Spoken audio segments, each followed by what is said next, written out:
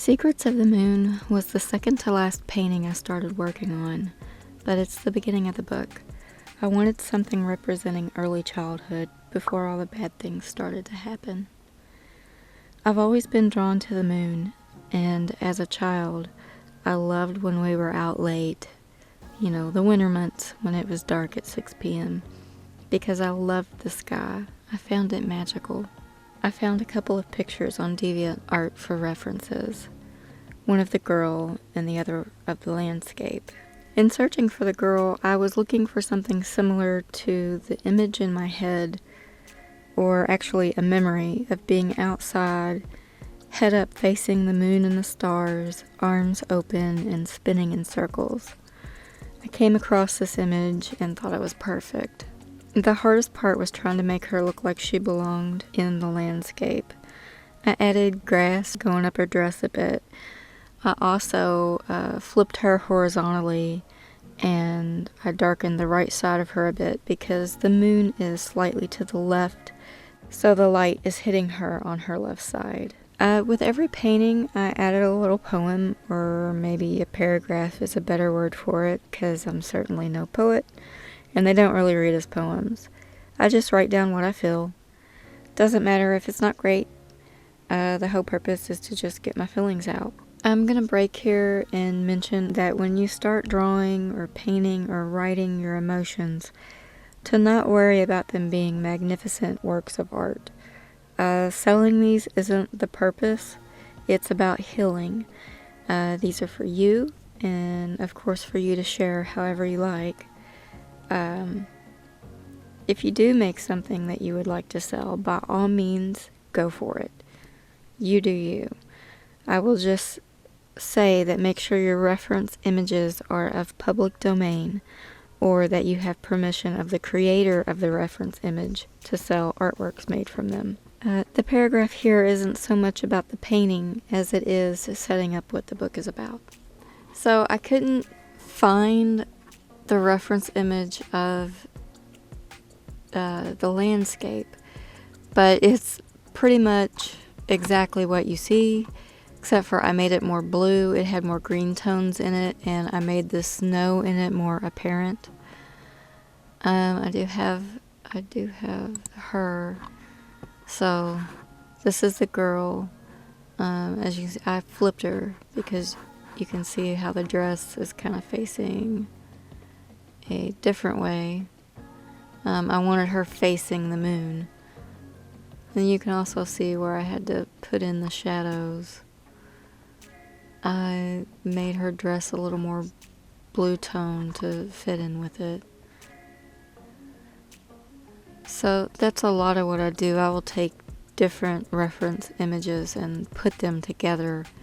And the key with that is getting the shadows, the highlights right, and then getting the colors to match and look like they belong together.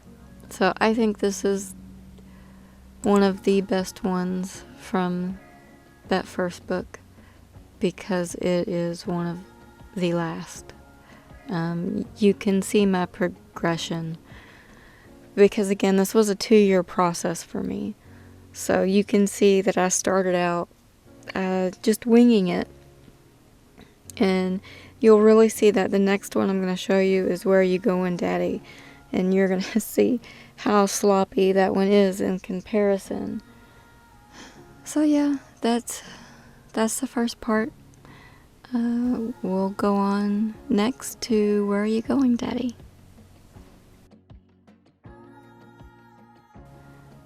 Where Are You Going, Daddy is clearly about the death of my dad. I had still not accepted his death when I started painting this 14 years after he had passed. I had 2 reference images, which were my own. I didn't have a picture of my dad in the stance I wanted, so I used my husband at the time and tweaked a couple of his facial features to make him look more like my dad. The gravestone is my dad's. I couldn't find the reference image for that. I think it's on an old external that has died. I painted him in tall grass because he was mowing the yard when he died. The purple glow represents what I saw when Mom and I were pulling out of the driveway. I didn't know what I was seeing, and I thought my eyes were playing tricks on me. The only thing I can explain it as now is an aura. I have him looking up at the painting because he was looking up at the sky as we were leaving. When we got to where we were going, which wasn't but a few minutes away, we got a call that something was wrong. He literally had to drop right after we drove off. He had a heart attack. He was 49.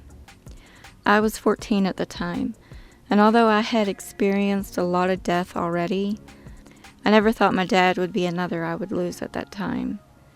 This event changed everything in my life. It wasn't until after finishing this book that I realized the reason I couldn't let go and accept his death. It was because I blamed every bad thing that had happened to me after this moment on his death. If Dad wouldn't have died, I wouldn't have done this, or I wouldn't have done that, or there would never have been the opportunity for this to happen. And while that may be true to some degree, my poor decisions are what ultimately caused most of the things I didn't like about my life. The paragraph is something I had written shortly after he had passed away. I wrote a lot of things, but this one still resonates with me, so I thought it would work for the book. As you can see, it's really sloppy. The grass looks horrible. The aura around him, or the glow, whatever you want to call it, doesn't look great. The coloring itself it doesn't look great. I think the best thing on here is the gravestone, but I've got some discoloring here, and I totally didn't notice it years ago. But yeah, this was my husband at the time. His clothes are baggier than my dad's ever were, but it worked for the purpose I wanted it to. I gave him a beard because my dad always had a beard. I tweaked his eyebrow a bit, and I gave him a bump in his nose. He absolutely had to put that cigarette in his mouth because I always remember Dad with a cigarette. Might be why he's dead, but yeah. So yeah, this was the beginning of the process. This was 2009, when it was finished. I think it was the end of 2008 when I started working on it. And so yeah, it didn't look great, but I think the message is beautiful. So I think people appreciate it regardless of its sloppiness. And again, it served the purpose of helping me, accept things and move on.